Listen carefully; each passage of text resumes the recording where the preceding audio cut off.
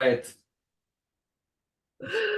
Good morning, Benoit. How are you? And good morning, Barb. I'm doing very good. How are you? Well, as I mentioned earlier, I've locked myself in a room in lovely White Rock, and I'm about to travel with you in my mind to the Okanagan Valley and have a conversation with you about Noble Ridge Estate Winery and Vineyard, and also life in Okanagan Falls. So welcome to the first episode that I'm going to be sharing with my community. And please, let's have a brief intro on your journey to becoming a winemaker and a viticulturalist.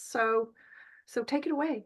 Yeah, so a little bit about who I am. My name is Benoit Gauthier. I am currently the director of winemaking and viticulture at Noble Ridge Vineyard and Winery. So my journey started a long time ago. Actually, I'm from a very cold and isolated place in Quebec. So I'm born in Rouyn-Noranda, which is close to the Ontario border, but maybe 7 hours north of Montreal. So a climate that definitely is not suited for growing any grapes. No. But No. as a young kid, I was always interested in science. So growing up, I wanted first to be a mathematician. And then when I went to college, then what interested me was chemistry, actually, the science of chemistry. So I studied chemistry at University of Sherbrooke. So I did a bachelor degree Do you there. think do you think people kind of ask the question like why chemistry in grape growing? Well, the funny thing is, like, everybody had asked me my background, and I said, I studied chemistry before going into winemaking. It's like, that must be super useful. And yes, it is very useful because in science and chemistry, you learn about all the, chemical reactions, all the processes, and all the language of the industry. For me, the winemaking, all the science behind it is very easily to understand. So when I started learning about it, I could just pick it up. It was easy to absorb. So definitely my background in chemistry really helped me to, start on a good foot in the industry here and then just keep pushing further.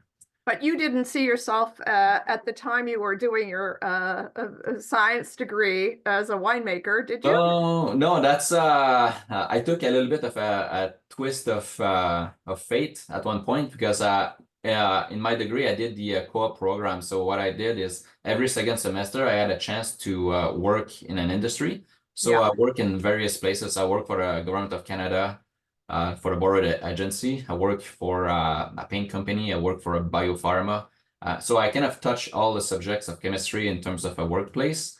And just at the end of my bachelor, I had a choice of either I keep going with my master or maybe start working in the industry. But I had a deep look of who I am as a person, and I didn't think I would be happy just to work in the field because it's pretty narrow. It's pretty specific chemistry.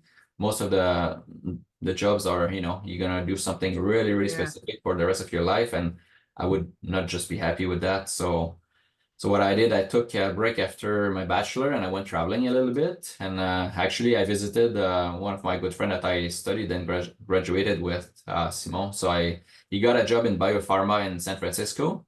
So during my travels, like, I'm gonna spend some Oh, time with you and visit California a little bit. So once I was down here with him, I had a chance to visit Napa, Sonoma, and I did some wine tasting. And really, that's when the bug just started because I was already a fan of craft beers and scotches, good whiskeys, but I never really got into wine because I was never exposed to yeah. quality wine. Yeah. And then when I was in Sonoma, What especially. what struck you? Like, was there a moment in Sonoma where you were like, "Oh my God, this is it. This is the Well, place. This yeah, is it the." was. I think it was just a couple of days, like talking to the winemakers and people at the winery. I visited like some smaller places, and Yeah. just the feedback of what they were giving me of the reward of be able to work the land, take care of the vines, and then Mm, making wine, and then appreciating it. And yeah. it's part science, it's part being outside, it's part appreciation and hard work. And I just thought, I think this is who I am as a person. This is Yeah. what It's very big. It's not small and it's not one dimensional. It's multifaceted. which Exactly. Like let the you. industry, you need to wear 15 different hats to be successful. And so for me, it's yeah, I got really excited about this. So I looked around Canada and the world to study about winemaking.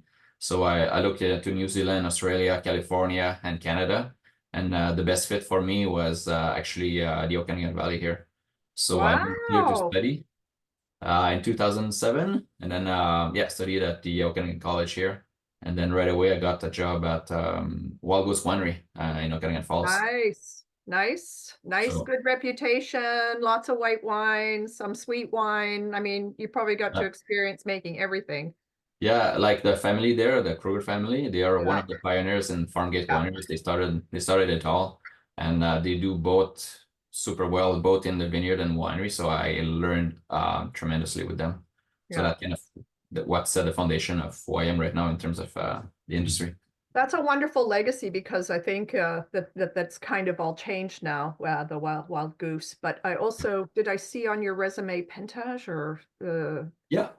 So I did, yeah, I did 2 years at Wild Goose, and then me and my wife took our honeymoon to New Zealand. So we worked together in a fairly big winery. I think we processed 5,000 tons. So oh my very, gosh, very what big. was it called? Marlborough Vineyards. So it's fairly big winery right down in the middle of Oh, Marlborough.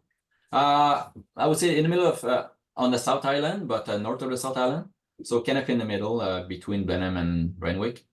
Yeah, we're processing mainly Sauvignon Blanc, which is the biggest one, and then of makes course, sense, right? and then yeah, some Pinot Noir and some different varieties in smaller quantities. But Sauvignon Blanc was the big draw there. I And think then I yeah, think that's interesting because Sauvignon Blanc has been the signature grape variety out of New Zealand for what, 2 decades? pretty much, yeah, Premium wine around the world. All the innovation around screw cap and leaders and sort of this one country that's gotten behind wine in a really yeah, amazing way. And now their footprint around sustainability, something like 99% of the wine growers and grape growers and wine producers are on board. So yeah. it's an amazing backdrop for you to kind of look forward, to Okanagan Valley and kind of go, hey, here's what Maybe I this got. is where, yeah, because when I was there, we did spend some time visiting both North and South Island, and that's the thing that struck me the most is the way they manage their land, manage their farms, and overall, it's very sustainable. It's small scale. They take really good care of their places because, like BC here, it's pretty small and it's pretty fragile. Yeah. So they're doing a great job on it. So maybe they are the pioneers of sustainability. Yeah, I think fragile is a great word. Yeah, We're going to get into fragile in a bit, but like, yeah. please continue. So how is it that you ended up at Noble Ridge? Yeah, so just after yeah doing a small stint harvest at Pantage, yeah, I was ready for my next adventures, and I just met Lynette, who used to be the GM at Noble Ridge here. So they were looking for a vineyard manager, and I had pretty good experience of managing vineyards. So I came on board at Noble Ridge as a vineyard manager in 2011. And then through the years, in 2012, after a year, I became kind of the manager of the winery and vineyard. And then in 2014, I took over the winemaking duties. We started when I came here. We had a consultant, Phil Su, who was directing the winemaking, and then I learned from him. I learned from my previous experiences, and I took it to the next level in 2014. So Do you remember that we actually met in 2015? I know it's a long time ago, but yeah, I was like, I wonder if he remembers. you We came, definitely I came for a visit. yeah, why did we come for a visit? What was important for us to come and check out at Noble Ridge?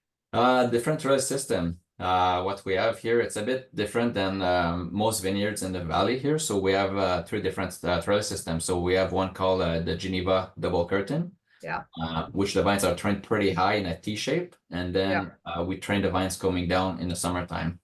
And then we have a double modified Scott Henry, which is kind of Similar principle, but it's on a vertical plan. So instead of being horizontal, it's on a vertical plan. So the vines are trying to go up and some of the vines are trying to go down. So it increases density a little bit and allows some good airflow. And I think, as I recall, one of the environmental constraints in your particular area is you're in a little bit of a pocket. In the winter, a little bit of a frost pocket. Am I right or wrong? I got a couple acres, yeah, that are in a frost pocket, so a bit more challenging on that. So for me, like total, we have about 24 acres. Wow. We're both we have two vineyards side by side on each side of the road. So both vineyards are on kind of on a ridge where Noble Ridge comes from, the name. So we got some south-facing slope, some north-facing slope, and on the north-facing slope on the one side, we do have a little bit of a frost pocket. So for those of you who doesn't know, but cold air is a little bit heavier, a bit more dense than warm air, so it settles down. So in the winter, when we have a cold frost or happening, cold air will settle and seek the lower grounds. So this part of the vineyard is a little bit more in a cooler part. So we do have some challenges sometimes in the fall and sometimes in the winter. So does the style of trellising then seem to be relevant to this frost pocket or not? Actually, it does help because when we train the vines pretty high, just the degree of height, there might be 1 or 2 degrees difference from right down on the ground to the vines are about 6-7 feet high. Yeah. So we can prevent frost, especially that would be for like spring or fall frost. So the canopy stays healthy and the vine stays healthy, and then we can ripen grapes. So we met because I was doing a WSET diploma, and we were on this like tour of the Okanagan Valley, the closest wine country to us, and we were all mad and passionate about wine and studying like crazy. And I hadn't actually heard of Noble Ridge before that. We had a couple bottles. I was at Liberty Wine Merchants in Park Royal, so we had a couple bottles on the shelf, but I really didn't have any context for Noble Ridge, Okanagan Falls, all that. So maybe intro to your beautiful location, winery, and a little bit about, the grapes you're growing and the production.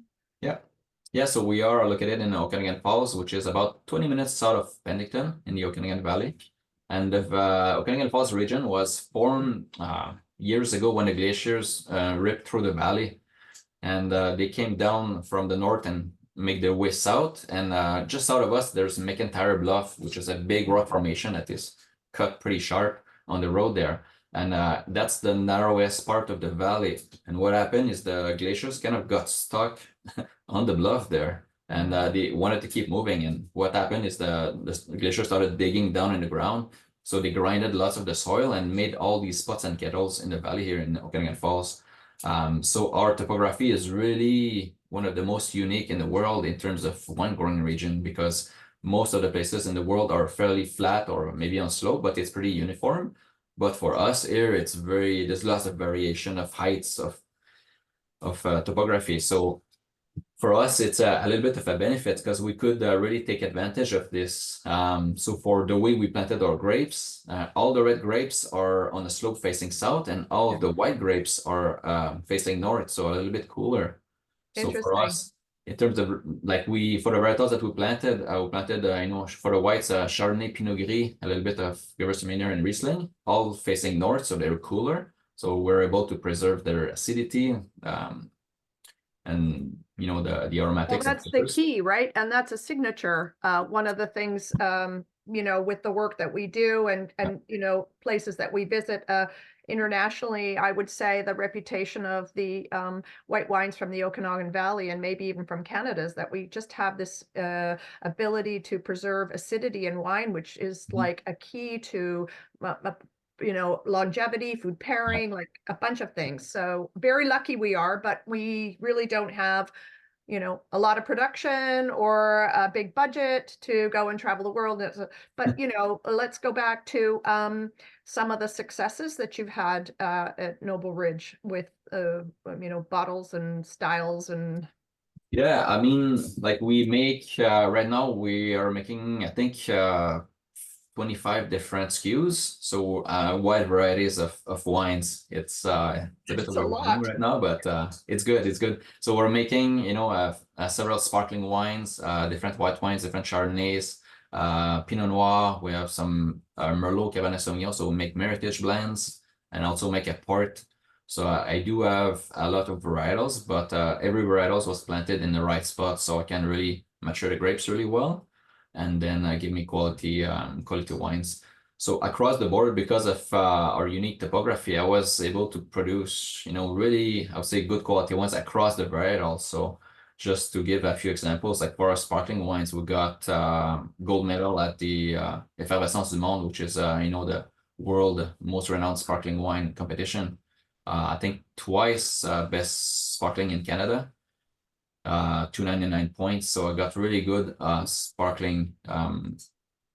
Is that the bottle we call one? Is that one, or was it? Yeah, we have currently we have actually four different sparkling. So we have the one which is traditional method sparkling wine. So it's traditional grapes into it. So mainly Chardonnay and Pinot Noir. I also make the pink one, which is 100% Pinot Noir sparkling, also traditional method. And then I made a Blanc de Blanc Magnum size Wow. for one of our Noble Knights, which is 100% Chardonnay. That one also, that one Effervescent du Monde.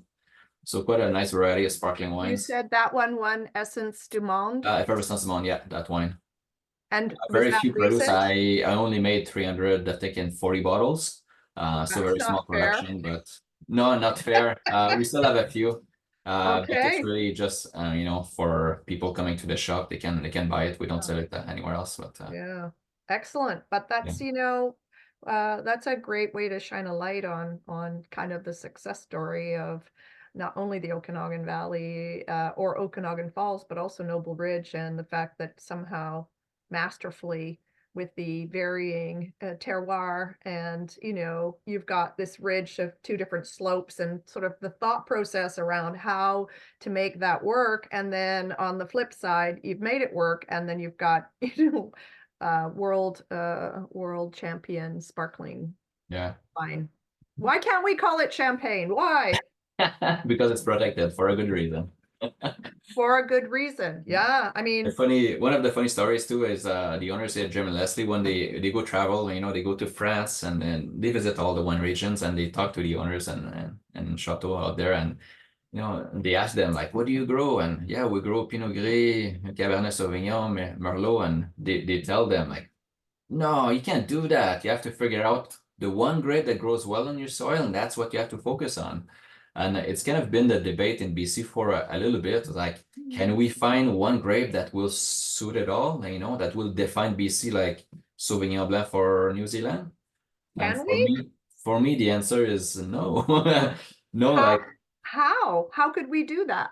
yeah, Because it's we not have what, possible. 250 kilometers or whatever Yeah, of a valley. So if we were just dealing with Okanagan Falls, maybe we could say, okay, there are narrow a it down, couple. yeah.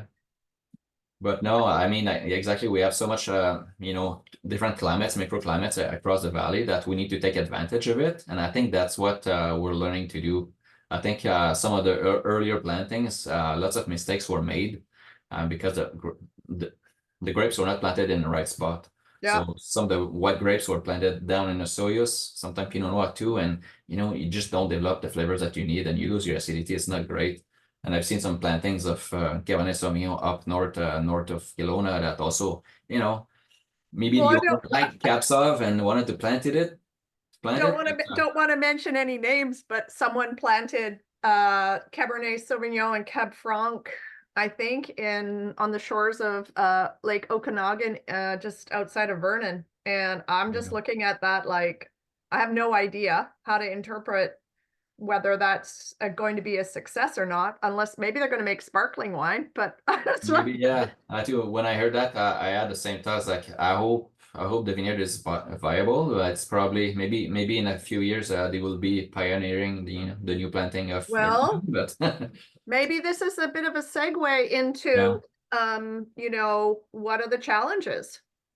yeah. I would say for the last 5 years, it's been pretty crazy. You know, Mother Nature has thrown many curveballs at us and economic factors and everything. Like starting from the time of the pandemic, where kind of everything shut down. Lucky enough, we were able to keep our business going.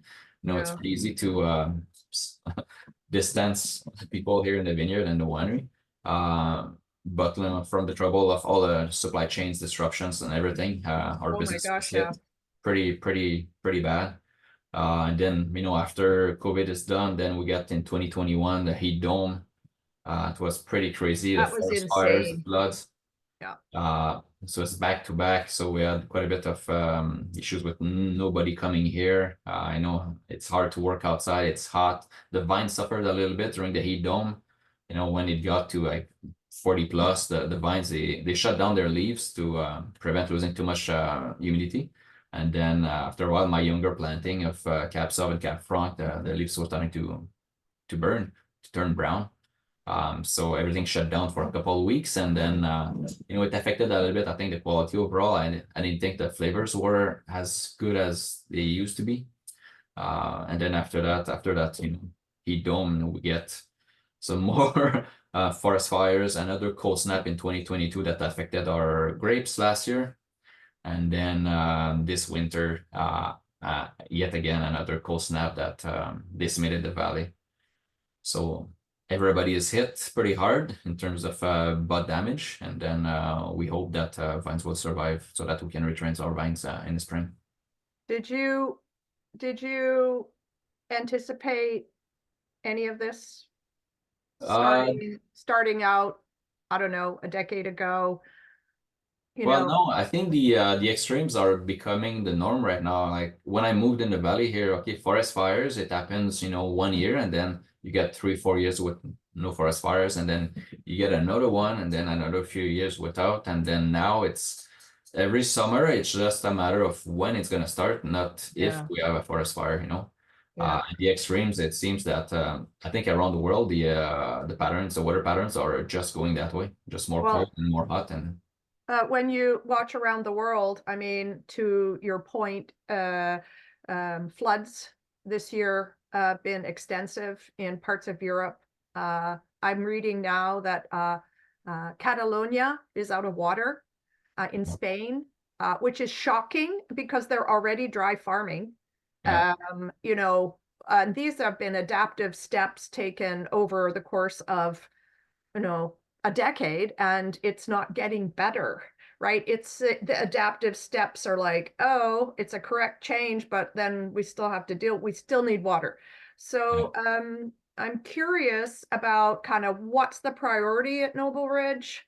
We didn't really talk about the soils and the terroir, but we kind of did. But granite, bedrock, we've got this like surface soil, and like how do we keep in moisture, and like what are we going to do about irrigating, or are we irrigating at all? And there's a number of things that are in a viticulturist's a toolkit, and then the expectation when it comes into the winery, like water and effluent, and like there's a whole bunch of pieces that when a consumer like picks up a bottle and goes, oh, I'm just so excited to go home and have my glass of wine by the fire with a blanket and a book, the whole development or production process behind it's enormous, right? Enormous. Yeah.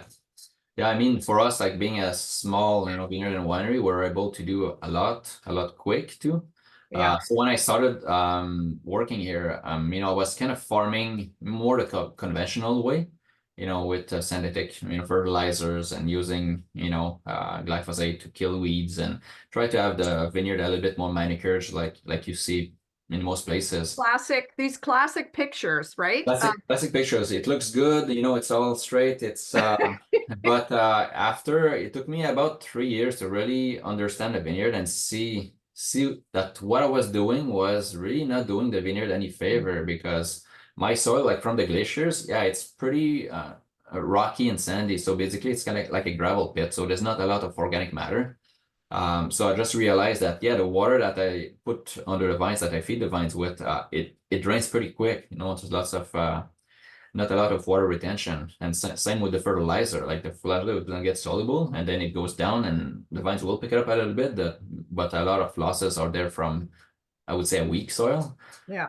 There's one thing to have a leaner soil for vines because it's to grow quality grapes, it's important to be able to control the vigor so that you don't have too much vigor because if your soil is too rich, then your vine will keep growing green and won't ripen the fruit. You won't be able to make quality wines. Yeah. So it's good to be on the leaner side on the soil, but not too lean. So what I've been trying to do since 2014 is really enriching the soil. So I did lots of compost additions in the soil, and especially for focusing on the areas that were deficient, because I can really tell in a vineyard like the difference in growth that we have and the vine that are struggling. So I really focus hard on evening out my soil to be able to retain more water, retain more nutrients, and just grow healthier vines. Yeah. And then I took the next steps after that to really try to improve my soil. So I stopped a few years ago spraying any herbicides.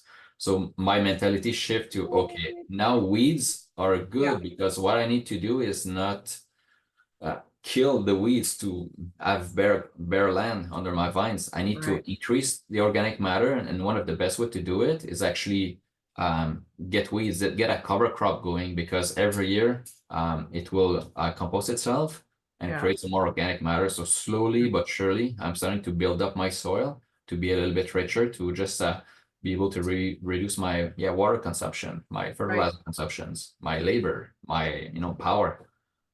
I think that's just magic. The cover crop story and the fact that it's becoming a really big story is it is becoming really big, because I think more knowledge is shared and more vineyard managers and wineries and owners are conscious about what is good for the land, what is good for the practices. And not only it's good for the long term, but when we have those extreme weathers, well, the vine can withstand them a little bit better. They're more resilient. So better for the long term. I heard that the temperature, like you mentioned actually earlier when we were talking about frost, but there's a cooler temperature, and when there's a cover crop, the ability to kind of hold in moisture could potentially make a difference when it gets hot. I mean, ultimately, when it's too hot, it's what temperature do vines shut down at? Like, I think it's around 35 degrees where the leaves are going to shut down. Yeah. So yeah, I mean, one of the things that we've done from the past is actually when we planted Jim and Leslie planted the vineyard back in the days, it's pretty rocky down here. So all the rocks were put under the vines actually to create more heat. And for weed prevention. So the logic behind it is that get rid of those, or but the logic behind it was to get the rocks to absorb the daytime heat and then release it during the nighttime, so probably a little bit more heat around the grapes, a little bit more ripening. And then weed suppressant, so where there's big rocks sitting on the ground, the weeds won't grow. So it was kind of serving two purposes, but with my new vision of enriching our soil, the rocks are not there to help. Actually are making things quite difficult, because in terms of managing weed, what I do right now is actually I did seeded some cover crops for a few years, and now kind of the cover crop is in balance. So what I do is I go with a grape hoe, which is kind of a metal blade, maybe about 1.5 feet long, and it goes under the soil, maybe 4 inches deep under the vines, and then it's gonna cut the roots of the weeds and then flip them over. It's going to flip the dirt over so that it composts itself. So it's kind of my way to keep just the vegetation down under the vines, because if the weeds grow too high, then there's too much greenery in the grape area, then it creates moistures and there's more possibility for mildew and other diseases. Does Okanagan Falls have disease pressure? Like everywhere, we got powdery mildew, which the main one on grapes. So we do have to spray for it to prevent it. And what do you use to spray? Is that Bordeaux mixture or whatever they call that? Well, we started with sulfur. So there's a composition of sulfur that is it's an organic spray that is antimicrobial, basically. So it prevents mildew from growing. and then I switched to other products. So I did some trials with being organic at Noble Ridge. So I did some trials in 2017 with, I sprayed part of the vineyard only with organic components. So, you know, sulfurs, there's some oils you can use, potassium bicarbonate, there's a few other bacteria. Potassium bicarbonate, baking soda. Baking soda, yeah, we do spray. It actually works okay Yeah. with killing powdery mildew in terms of it just changes the pH of the environment and then kills it a little bit, but it's not very effective. So Yeah. I did some trials because I wanted to try it out. But the way my vineyard is set up, my sprays are not as efficient as just vertical positioning. So it was just not good on the long term. So I decided to modify that organic kind of setup, I would say, or practices, just to be sustainable. So for me, being sustainable is better than being organic because I can actually use my tractor less because the way that I farm actually has less impact on the environment. I burn less diesel, I do less compaction, and I get better quality grapes and more grapes. So in terms of being sustainable for the future, you know, it's sustainability. It's all about the people, profit, and also the environment, the planet. So when I try to adjust my practices, I try to focus on helping all those three elements to, you know, what is best that I can do to benefit everybody. And that's what I've been doing since 2014, try to develop more work habits and techniques that are sustainable. Is there a measurement? Is there a measurement that shows progress there? Yeah, with time it's hard. Like in the wine industry, like there's a big seasonal influence on, you know, the quality of the wine and the characteristic of the wine of the grapes. But since I started here, though, I've you know, we take lots of data every year, and just looking at my crop level, I was able to increase my yield by 33% from the start of my practices. So really enriching the soil, was able to grow actually healthier vines that were able to produce a little bit more. And just in terms of quality, you know, yes, okay, there's a seasonal variation, but I'm tasting every year when we ferment, it's getting really good, better than what it was, that's for sure. So when we talk about yield, just in case someone doesn't know, it's the Yeah. amount of berry, the number of so the weight of the fruit that's coming off the vineyard. Yes? Is that Yeah, how you correct. measure So yield? Yeah. usually, like in terms of vineyard talks, we'll say, like, you know, the average yield is we're gonna have 4 tons of grapes per acre of Yeah. vineyard planted. That would be our average. So I was able to basically grow more grapes on the vines in the same area. Yeah. And With your that trellising system, did that help? Like, does the Geneva double curtain and the modified Scott Henry create an opportunity for more and a more more tonnage or more yield? actually it does. It was designed, the GDC was designed originally to actually control vigor in a vineyard. So basically it's really dense planting, and there's 2 fruiting wires. So basically each vine will have the possibility to cover a bit more ground in terms of fruiting zone. Yeah. So it's really to control the vigor. So there's a possibility to really increase production that way, but Yeah. instead of doing so, because I'm not focusing on volume of grapes, but on Yeah. quality of grapes. So Yeah. what I do is I still maintain the crop pretty low on the vines, just to achieve that maximum quality I can achieve every year. I think it's interesting. I think in the Okanagan, in British Columbia even, we really focus on low density, low tonnage, low, and I might be wrong, so I would love it if you would correct me, but you know, getting even in Europe, you know, in sort of like the best vineyards to get like 2 to 3 tons of grapes, you know, per acre or something. I think that's the way we refer to it. Kind of establishes, and maybe falsely so, high quality. But high quality really is about what ends up in the bottle and how we taste flavors and how pronounced it is, and you know, sort of the balance in the taste, right? So I'm just curious if you think in the Okanagan we are really focused on this sort of low density model, and whether or not we should be kind of looking to, you know, using sustainability, but then like having higher yields. Like, what would be wrong with that? Well, I think it's possible. So it's really a case by case. You really have to understand your vineyard to make the best quality, because lower yield is not always best. Even sometimes I find out with, let's say, Pinot Noir, sometimes there's some years that I have pretty low yield, but then things can mature not in sync. So when the grapes mature, you get your sugar accumulation, you're gonna lose acidity, you got your flavor development and your tannin ripeness.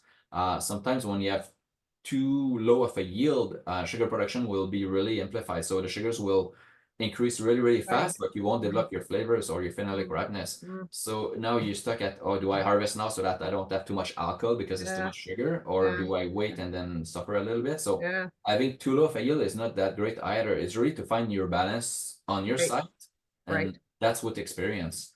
And in right. terms of yield, like my different varietals, I crop them at different levels. So actually, Mm, when we talked about sparkling, actually it's an advantage for sparkling wine, I find, to make good quality, to have actually lots of yield. So my Chardonnay I harvest is the part of the vineyard that is the most vigorous. I want big berries. I want lots of juice, because when I press, I want minimum skin contact, because in the skin there's a bit of phenolic, of bitterness. I don't want that, so I just want clear juice. So for sparkling, bigger grapes better. yeah, But that's if you interesting. go in the reds, like if you want to make a Cabernet Sauvignon and then you want to crop it really high, it's a late ripening variety. And if you crop it high, the vine's gonna really struggle to ripen it. You won't have time. It's gonna get cold. The vine's gonna shut down, and you're gonna have unripe grapes. So it's important for certain variety to crop them lower, depending on where you are. But some varieties, actually, it's more beneficial to crop higher. So Well, this goes back to the story of, what varieties should we be growing in the Okanagan Valley? Because of course we have extra sunlight,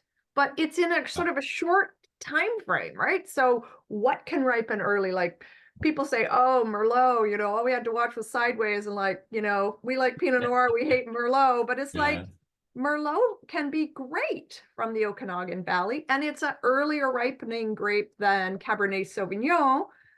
But outside of that, I don't have context for like how vigorous should it be, and like Yeah. how much, or are we wasting our time in a Merlot conversation? No, I think Merlot has its place. I think for me it's it's fruity. It's a soft grape. It's approachable. It can get complex, but I mean, wine is subjective to the people that drink it, right? Yeah. One, I love Merlot. I love Pinot Noir. I love most of the Well, wines. I was gonna say what? A wine Wait, can wait, be. wait. What don't you love? What don't I love? Actually, before Uh-oh. going to New Zealand, I didn't like Sauvignon Blanc at all. It was like, it's just so acidic, and it Right. just lacked a little bit character. But when I was out there, I started to learn how to appreciate it, Yeah. especially from smaller producers. The bigger guys, we had some lots of wines that were definitely not high quality wines. Right. But the small producers, I learned to appreciate it, and then Yeah. moving back to the OE, and there's small producers here that I really actually love what they're doing. Yeah. Hmm. But Well, yeah. I think everyone has probably a story about, a favorite experience or a favorite style of wine. So I'm just curious if you have one that comes to mind, either, favorite experience or favorite wine, the wine that was like, oh my God.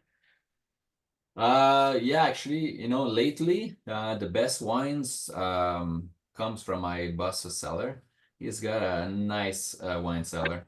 And Can I come over? we gather for important events, we crack open a few good bottles. And I think the one that struck me the most lately was Barolo from Italy. It's Oh, just oh, I think it oh, was 15-year-old, and we did blind tasting, and for me it was, wow, this wine is amazing. It's fresh, it's fruity, it has everything, volume. And then we opened the bottle. It was 15 years old, but tasted like a yeah, young 3, 5 years old. yeah. And yeah, it was a It's remarkable because if we look, so I come from wine retail, and I've tasted a lot. I've done some judging. I've done I write a lot. I try to make recommendations, trying to get people sort of oriented around what the concept of good wine. But really, we don't have 10-year-old bottles in the Okanagan Valley. We consume everything like in the first few years. And the people who are responsible, so the wineries are really the ones who hold it back. Like I noticed, you know, I've got a couple here, like I've got well, this is a 2022, Yeah. but I noticed that this was 2020. So I moved up to the Okanagan in 2021 to open up a store. I'm not going to mention any more names, Yeah. but you know, it's at the winery's discretion, I think, to hold back wine. And but you know, are we going to see wines with ageability coming out of the Okanagan, and or should we? Well, we did our own little research here in Noble Ridge because we started making wine in 2003, and a few years back I did a vertical of you know, our Meritage, our Pinot Noir and Chardonnay, all the way back to our first production. So Wow. 2003, I think, Chardonnay a little bit later. Uh, and then we saw the evolution not only of the wine, but how long can we keep them under, you know, conditions right here. And it's amazing on if you're lucky with, you know, your cork is stable and won't dry out and won't oxidize your wine, actually the potential for aging is great in the valley. So And is that our wines whites or are reds? Whites or reds or both? Sparkling or red. So the for Chardonnay, like our own, when we started bottling, actually we had the Chardonnay on I think the old Noma cork, which was kind of a synthetic closures that came, I think, at the same time as the screw cap, or maybe a little bit before. It doesn't age really well long term on the Noma cork. We made, I think, the switch in 2008 on screw cap. And yeah, the aging, actually, the aging of the Chardonnay on screw cap is very interesting because it ages with a little bit less oxygen. It gets into a little bit more reductive mode, but yeah, it's great because when you crack open an older bottle, what you get a little bit is a little bit of the flintstone yeah, that you get, and then it opens up, and then you get the fruit. But you know, the acidity is preserved. We have really good acidity for long-term aging, and for yeah. the reds, we can have really on some of the good years, you know, really ripe tannins that can help your wine age for a very long time. So I would say yes, the potential is there for, you know, several years of aging, 15, 20 years, no problem. So what's the oldest bottle what we might find at Noble Ridge? For sale, depends who you talk to. If you talk to me Talking or to you. Preston at the wine shop there, you can score some pretty good ones. So, but we have some really special wines. We do something special for our wine club members. So once in a while, we're gonna release some really old vintages.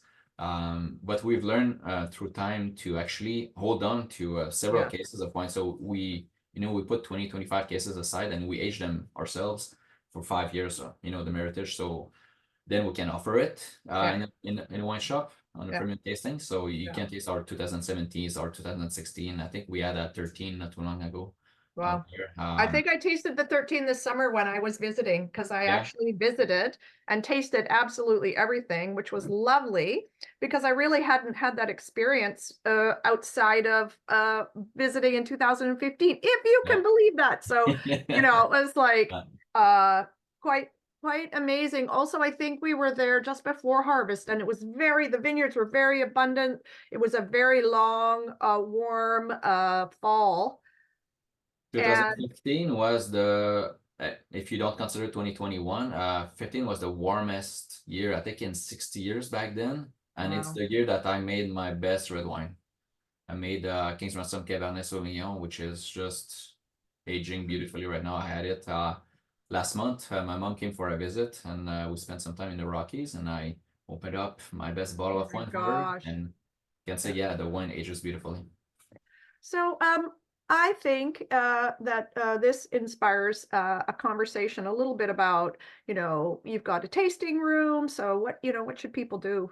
Come and visit, join the Yeah. club. What would you know, what would be the thing that would make it sustainable and profitable? Because if we don't have profits, we can't reinvest. And if we can't reinvest, we don't have Yeah. growth. And if we don't have growth, you know, that the climate's going to beat us up and we're all going to end up, you Yeah. know, living in huts or something. Well, But anybody that is visiting the valley here, yeah, definitely suggest to come. I think we were voted the best experience and the best kept secret in terms of wine experience at the wine shop. So Preston is doing a fantastic job with his crew to do one-on-one, you know, little groups at a time to really put on the knowledge or really have good discussions yeah, about how the wines are made and everything about Noble Ridge and talking. And it's a good experience. People really enjoy it. So come for good. a visit. Do you go and shake hands do you go and shake hands and introduce yourself around Saturdays or Sundays, or is that Actually, no, I have the weekend off. I have two girls at home and like to spend time with them. But no, actually, right now, this week, me and Preston, we're just chatting about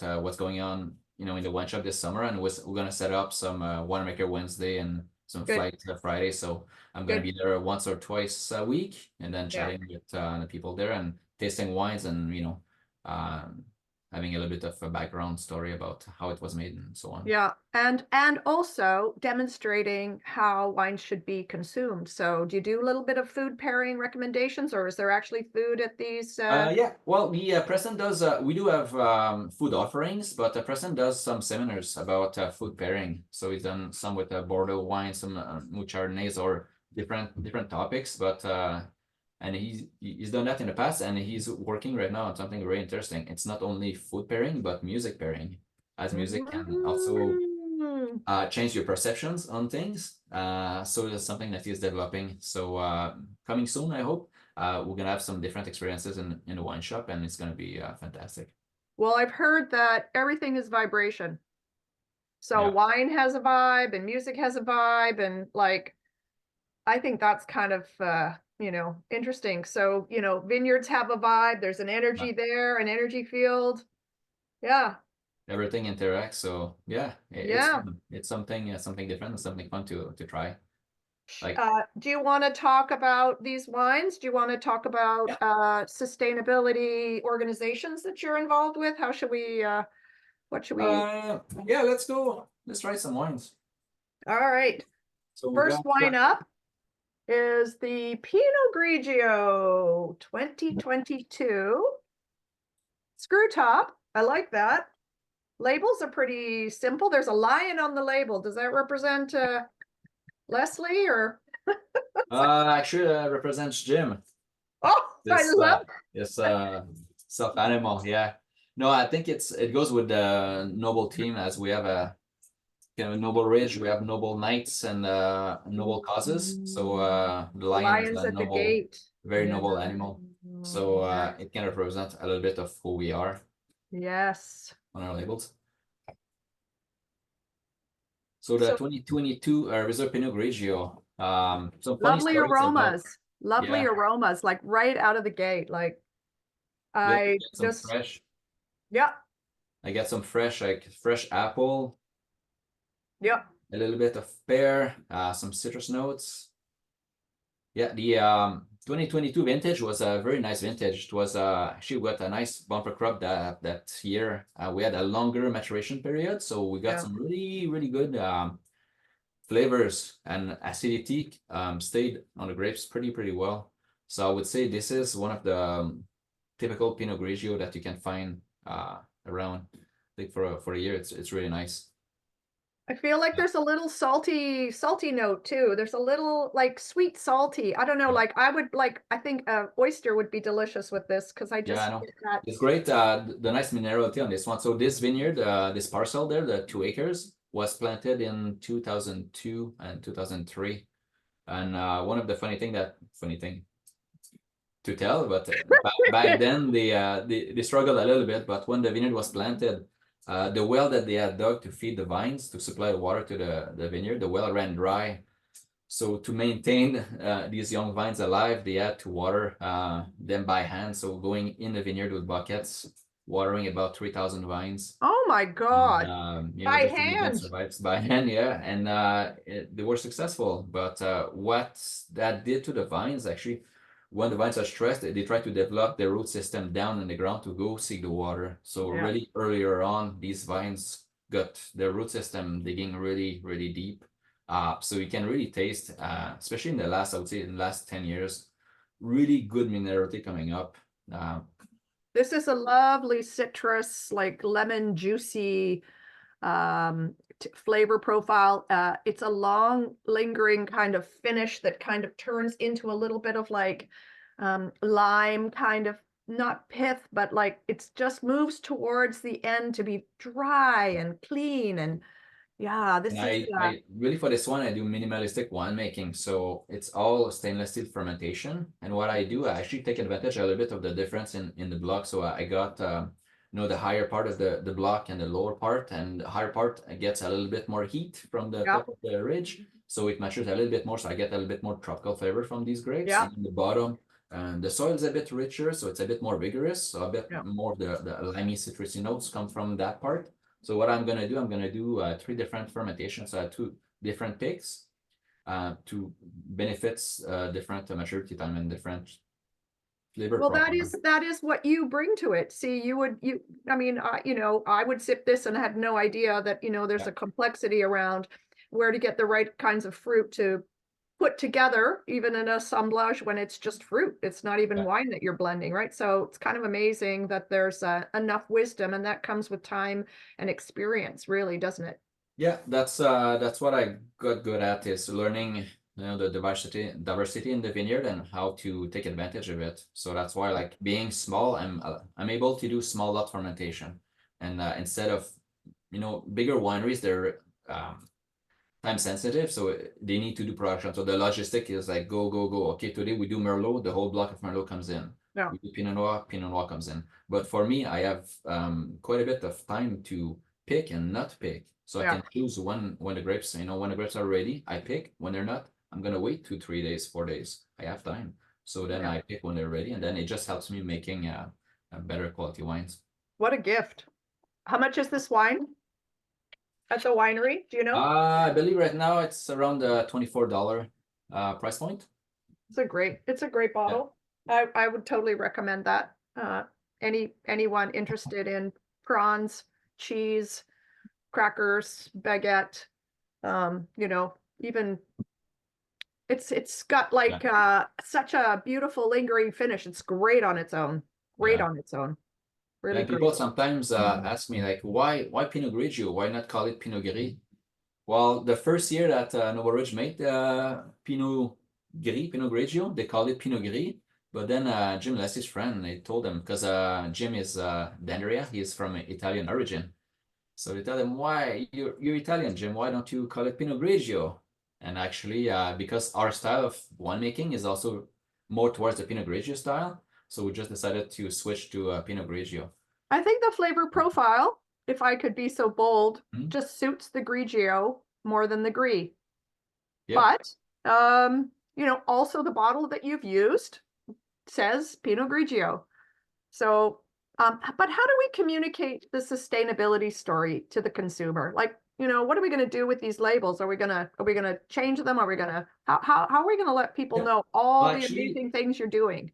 Uh, we started putting lots of information on our website, so people that cannot come to the winery, they can visit our website, and we have quite a bit of information about what we do on Yeah, our sustainable front. But also, the wine shop staff, person does an incredible job every spring to train and educate all the staff that we have that yeah. can themselves educate the public that comes in. So really the best way to learn about what we do is just to come for a visit and for a chat. We take time to go one-on-one with you guys and Yeah. really chat Yeah. about what we're Call doing. the wine shop, have a chat. But I think to be fair, Yeah, maybe a QR code on the label somewhere that people could scan with their phones that would take it to just a one pager that would yeah, tell the story of we're part of Sustainable Wine Growers British Columbia. There's another organization that you're involved with. yeah, with Biosphere and Tota, which is Thompson Okanagan Tourism Association. Okay. So yeah, I've in the last few years I kind of partner up with 2 organizations that provide sustainable certificates. So they Yeah. set up kind of the criteria to achieve to be considered sustainable. Yeah. So actually, with both Sustainable One Growing BC and Biosphere, it really helped me kind of guide me through my sustainability journey, because they set out for the SWBC like 125 criteria to achieve to be sustainable, certified sustainable. Is that like a checklist?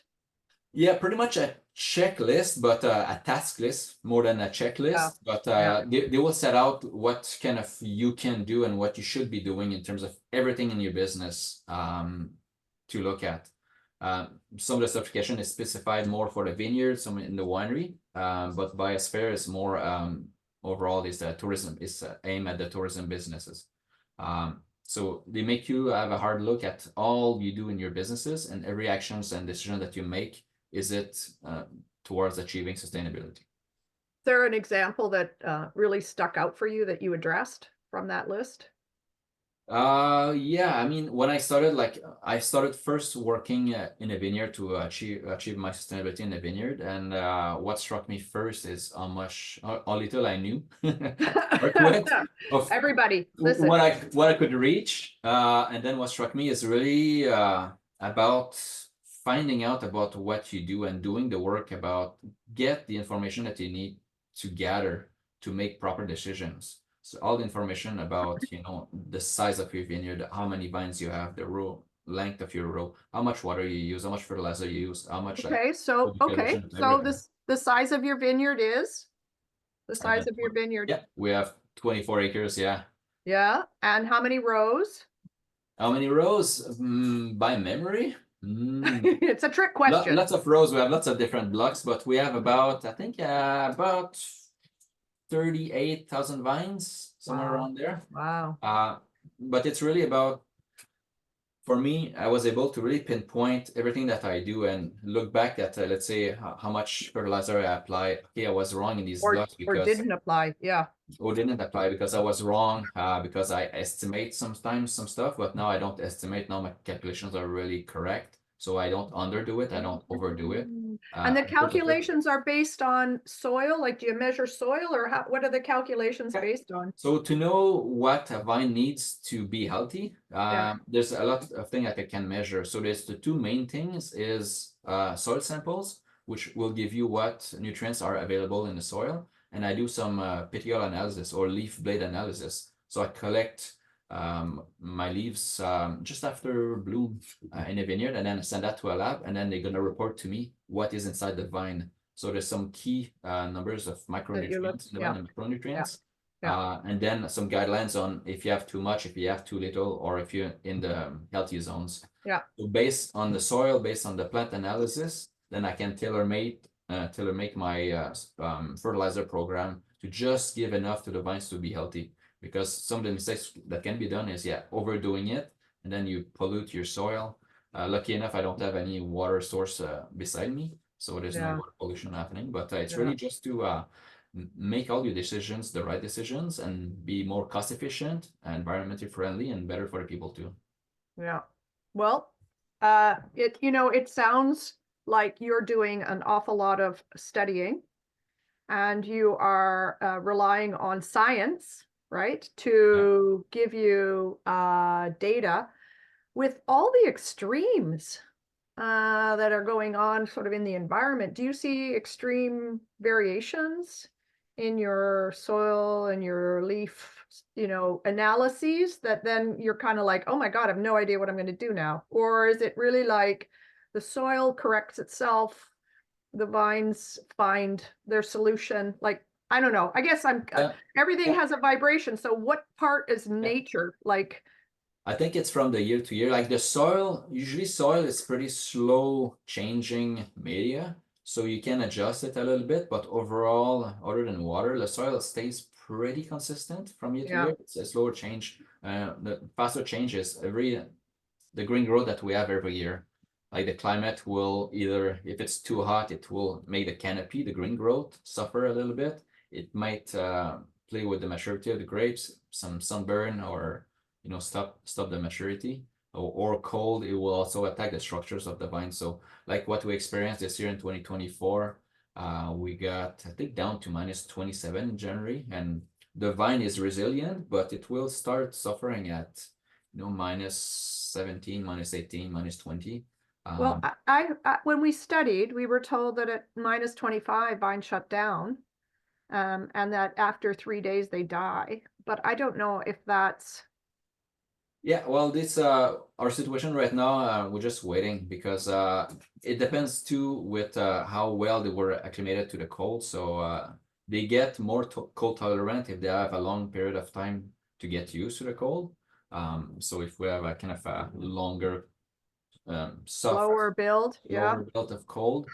If it's dramatic, then it's gonna be there's gonna be more damage happening. It was dramatic though, right? Because we had very mild temperatures and then suddenly we were in the deep freeze, or Yeah. am I wrong in that? It was this year actually. We had, yeah, it was fairly mild. It was since I've been here for the last 15 plus years, it was one of the milder winter in December, January before the cold front came in.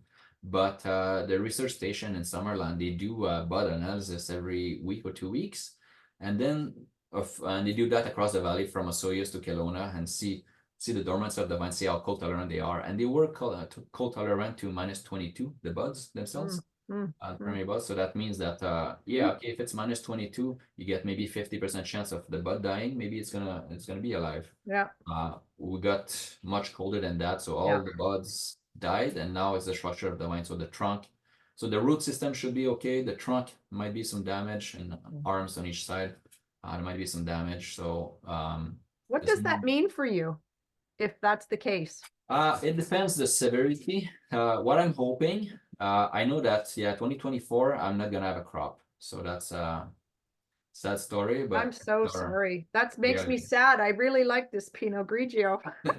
Yeah, I know, but so we don't have a crop, but my hope is that the vines, the trunk of the vines are not too damaged, because what we can do is we retrain the vines. So either from the root system or the trunk, we can have new growth coming up, and then we can retrain the part of the vine that will establish itself again, and then have a crop again. But that, if we have to retrain a vine, we're gonna be probably 2-3 years with a partial crop, and yeah, maybe on year 3, year 4, we're gonna get a full crop again. So we're gonna be several years with a low crop. Where are you gonna get the grapes from? Where are you gonna get grapes? What are you thinking? What's gonna happen? Well, it depends. Does it matter? Does it? I mean, insurance companies will say, "Oh, we'll cover you for a month." A little bit, yeah. It's not sufficient. We look into it, and yeah, insurance is there to help, but it's definitely not. It's not great. It's hard for the business to rely on that. But you know, the debate right now is what do we do in BC, because the damage is widespread. So we have the options of either getting grapes from Ontario, maybe getting grapes from maybe closer to the Vancouver area, you know, Vancouver Island, Lower Mainland. They didn't get it as hard, or getting grapes from Washington states, maybe Oregon, California, somewhere. Well, Washington got hit pretty hard. They got hit too, yeah. So it's gonna be challenging. It's gonna be very challenging. So for some of the smaller wineries, I think they're gonna be in a very difficult spot. Lucky enough, we do have, you know, we have some great vintages. We have some wine in stock, so we'll be able to sell wine, and we're really focusing on, you know, wine shop and wine club. Yeah, and your story. Yeah. And then yeah, I mean, returning vines, or if we have to replant, then we replant, and that's another 4 or 5 years before we have a full crop. Can I ask a question? You know, in France, when the frost comes, everyone runs out and there's helicopters that come down and shoosh the frost air away, and they light all these pots, and, you know, the vineyards look like they're on fire, and they're not. But like, we don't have a tactical response team that comes out when it's like -20 whatever and lights all the pots. Like, could we do that? Well, we just talked about it. There was just an horticulture conference actually this weekend, and we talked about for you know, the wind machines that mix the air.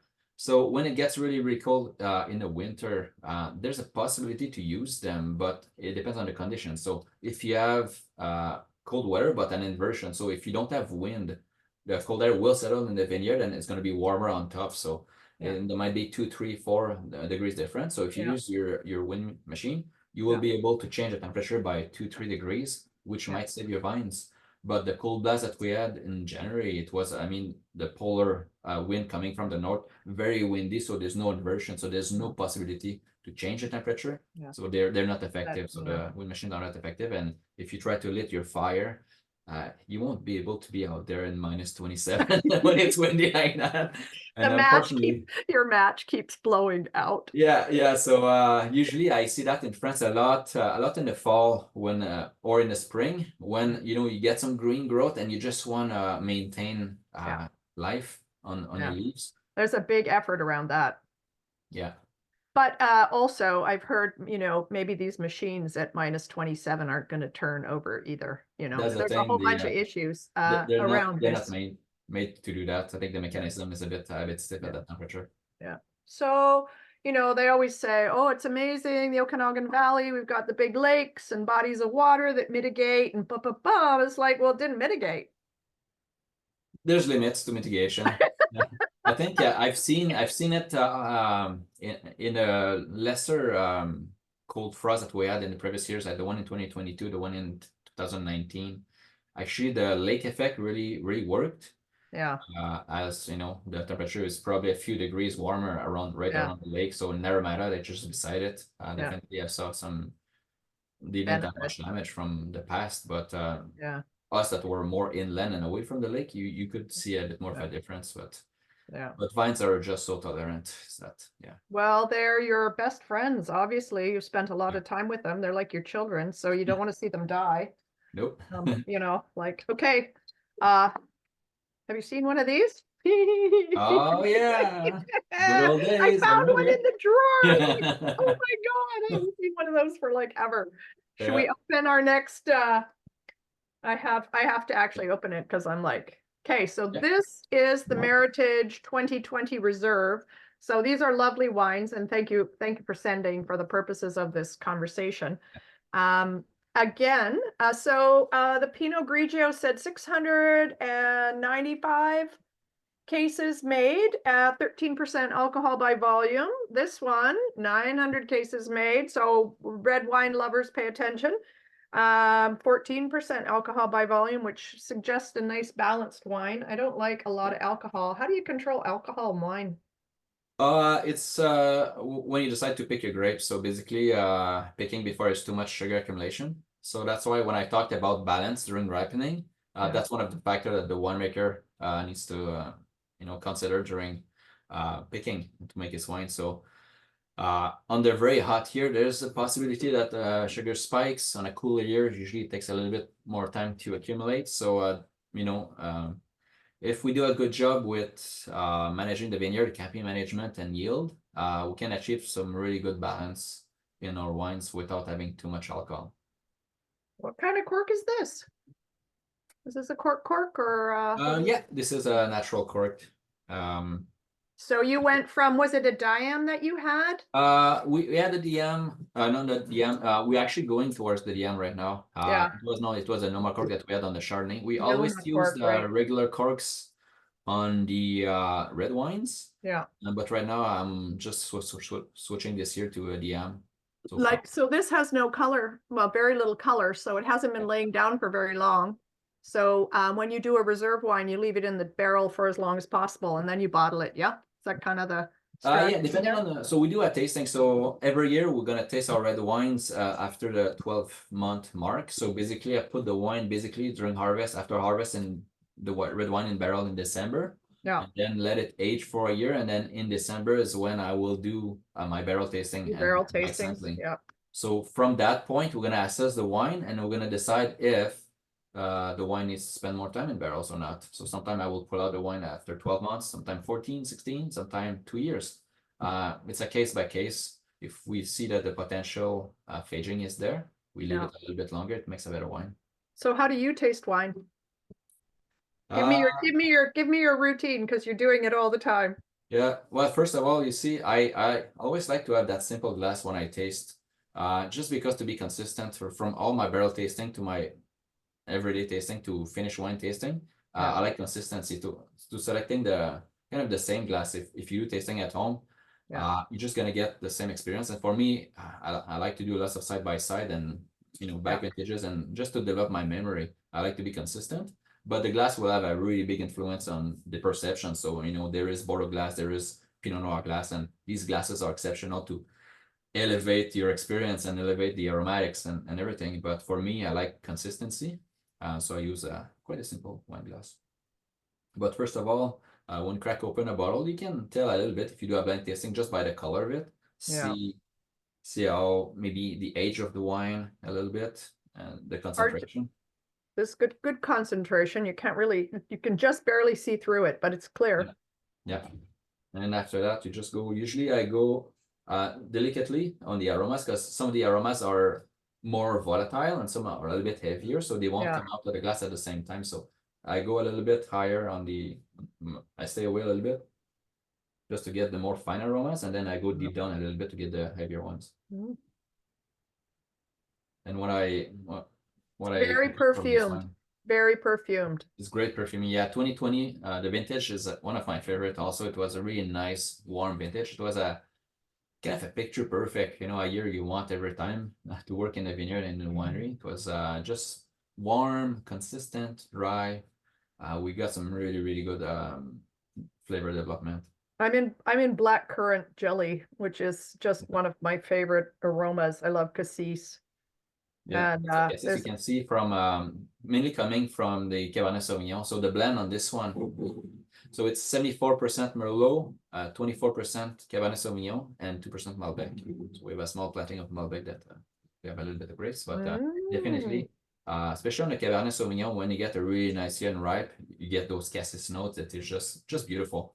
Black if it's unripe, you get the cuisines, kind of the green bell pepper notes. But when it's fully matured, you get just a nice fruity notes. So that's what I'm getting, like really great maturity on the grapes. Well done. So then you inhale about 3 or 4 times. You're looking for your delicate flavors, your concentrated flavors, and then you taste, and then you say. Yeah. So my first perception of the wine when I drink it, the front palate, how does it feel? Is it, do you get the juiciness, or you get a little bit of front tannin structure and grapiness a little bit, and then the mid palate, like what's the volume of the wine? Is the wine pretty thin and then disappears? Is there a hole in the middle, or is it like full and keeps on going? And then at the end, the tannin structure. So how is the finish on the wine? Is it drying? Is it juicy? Is it salivating? Is it acidic, or is it lean? So I kind of go in period of in the mouth, how it goes, and then usually the first sip, especially right now, it's going to be a bit aggressive because the tannin reacts with your saliva in your mouth, and then you have another sip, and then it's a little bit smoother after, and you can get a different perception.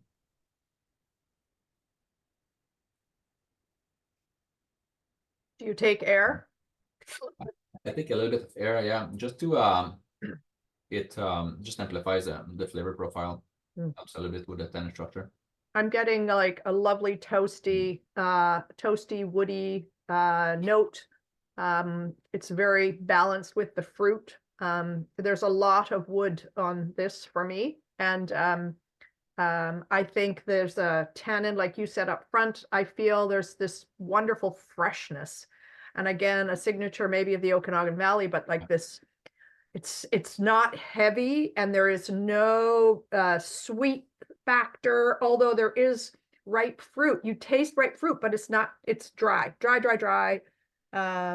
balanced, like yeah, I think the valley here, the climate is more suited for this style of wine, like compared to, let's say, California, where you get the jam and like overly ripe wine, which is thick and jammy and sometimes a little bit boozy. But definitely here we're better suited, I think, to preserve, like you said, the acidity, the freshness, but still develop the mature flavor, the mature tannin. So wines are really well suited for aging. So this one, like the reserves, all my reserves are meant for aging. So this wine does have good structure, and that's how I select the barrels, is when we do our blind tasting with the barrels. I will taste not all the barrels, but pretty much 3/4 of the barrels. I have like over 200 barrels.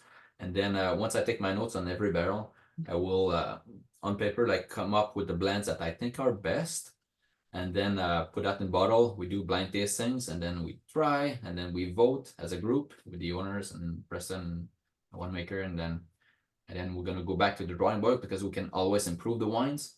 We can always tweak this, and then we change it. We do another blind tasting, and then we come up with a wine that is the best we can make. So delicious. What would this wine sell for at the winery? And it's online, I'm assuming, so people could. Yeah, I believe this one is around the $40 price point. That's a great value. That's great value, though, isn't it? That's great value. It should be $60, just saying. Anyway, Yeah, Uh, and well, just on a side note about these two wines, what I want to discuss a little bit is just you know what I talked about planting the right grapes in the right place. yeah. You know, these two wines were made you know, less than 400 feet apart in the vineyard. Wow. So basically, we got the block of Pinot Gris that is facing north on the slope. The Merlot is right on top of the hill, coming down a little bit towards the south, and Yeah. the block of Cab Sauv is right down there. So within, you know, 500 feet, 400 feet, you get all these grapes, and we're being able to make great quality wines with, you know, two very different wines, two different very Very styles, different. and that Stainless steel just white and an oaked red, you know, yeah. that's an That assemblage. So shows really shows the importance of the terroir and the difference in the terroir. And you know, one of the proving point that you know we cannot grow one grapes and we should grow one grapes is no, we can do really well with different varietals yeah, if it's planted in the right place. yeah. What's the future of boutique wineries in, you know, in the world of wine? I think it's very strong. I think people more and more are enjoying the experience, enjoying coming to talk to people and see what they're doing and tasting the differences. I think from the start of the you know sub-appellations in the in BC with our VQA certification, people can taste a different region in the Okanagan Valley in BC, and the wines will taste different. And there's more sense of place, more a sense of identity to each Yeah, region, to each yeah, wine. And I yeah. think that's a big draw for people. They want to know more. People are curious about, you know, how it's made, where it's grown, and Well, it's a new industry for us too. I mean, 50 years, pardon me, 50 years in the wine business is not a long time when you look at Europe. So there's a lot of new Canadians too that come here. And I think the reality of it is, you know, there is a lot of interest in the dynamic nature of grape growing and winemaking in its ability to elevate an experience and a celebration of life, of yeah, living, yeah. joyful, right? Yeah, I think you know, one of my goal as winemaker is to try to work really hard to make the best wine possible, because one can make people happy, you know. If you're on a Tuesday or on a weekend and you crack a bottle of wine open, you have a little glass, and then just have, you know, a hint of happiness. Just, this is good, this is great. If I can be part of that, you know, contributing a little bit of happiness to people's life and, you know, reaching to our production level, many people, Yeah, well, goals accomplished, you know, for yeah, me. Just, yeah. Well, I think interesting question, maybe a future, yeah. pardon me, Okanagan Reserve. So Reserve from Okanagan Falls. Do they have a specification in the appellation around using reserve on a label? Does that mean something specific, or is it your term for something specific? No, actually, reserve is open to the wineries to use it or not. It's just a qualification. You could And call it for you, it's superb. about a year? No, actually, there's in Canada right now with BCVQA, there's no regulation to use the term reserve, so you can use it because it's maybe a better wine, or maybe you do something different. You can not use it. It's up to the winery, so there's no regulations with that term. But Okay. there's strong regulations in terms of Okanagan Falls, so the location Yeah. that you put on the bottle. Yeah. So right now, Okanagan Falls, that means that at least 95% of your grapes needs to come from Okanagan Falls, Okay. which is great because then you can taste the product of the region, Yeah. which is for me a Which big is a goal. which is Yes. a goal. I want to taste Okanagan fruit. I want to taste Naramata fruit. I want to taste the difference because it, you know, side by side wines, it makes it more fun. Yeah. So When you go around and taste wine, can you tell the difference if you were in a blind tasting? Tell sometimes yes. Naramata from Oliver I've and seen especially I would say on the reds, yeah. definitely like Osoyos, they do have a lot more ripeness and richness. I can pick up usually reds from down Osoyos compared to Okanagan Falls or Pennington or a little bit higher. Yeah. There's a bit of a difference on that front that is general. You know, Yeah. every winery will make different wines, but there's many Yeah. factors that come into it. But I can taste a typical ripening profile that is different. Well, I think that is going to become more and more important because I think exploring BC wine and trying to find the markers of location, the markers of a place, the sense of place, which is kind of overused, but true. That's why we go to the trouble of labeling wine and putting appellations in place in the Okanagan Valley, or in other parts of British Columbia. Um, I don't know. I was kind of thinking these two wines you chose because you wanted to showcase proximity. Yeah. They're also recent vintages, which are under your umbrella of changing towards a sustainable practice. Yeah. Do you think you can taste sustainability? Do you think you can? Possibly. It's a bit difficult to do because, there's so many factors that goes into the resulting wine. So, the weather, Mother Nature is probably the biggest factor of them all from year to year. And then after that, a little bit the winemaker, like what I do in the winery to affect the wine. But I've been here since 2011, and I can see the evolution of the flavors of the grapes coming in. I can see the evolution of the wine. So is it 100% linked to sustainability? I cannot prove it, but there's a trend, right? I can feel the quality. I can feel the flavor coming in. Maybe the vineyard is aging a little bit and the root system is a little bit deeper. There's many factors, but definitely, yes, the quality is improving and it's going in the right direction. So for me, I want to do even more in the vineyard, like try to every year. Now it's pretty time consuming, it's expensive, but it's allowing us to make better wines at the end. Awesome. Well, I think isn't that ultimately the goal, to leave your mark, good quality wine. Yeah, I hope. Yeah, I'm planning on staying at Noble Ridge for another 20 years. So I want to see the evolution and touch many people. And what I like to do is like, share Yeah. what I do and talk Yeah. to people and just Yeah. share what I love to do and just educate people and share a good time. I think that's what wine is all about.